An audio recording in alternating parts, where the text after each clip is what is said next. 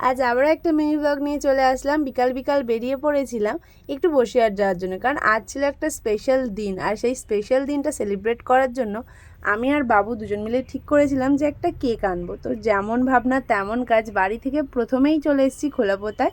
আর এখান থেকে বাবুর সাথে ফার্স্টে চলে গেছিলাম হরিশপুরে ঘুগনি খাওয়ার জন্য। মানে বসিরহাট গেলে হরিশপুরের এই ঘুগনিটা আমাদেরকে খেতেই হবে, কারণ এটা আমার আর বাবুর দুজনেরই ভীষণ পছন্দের।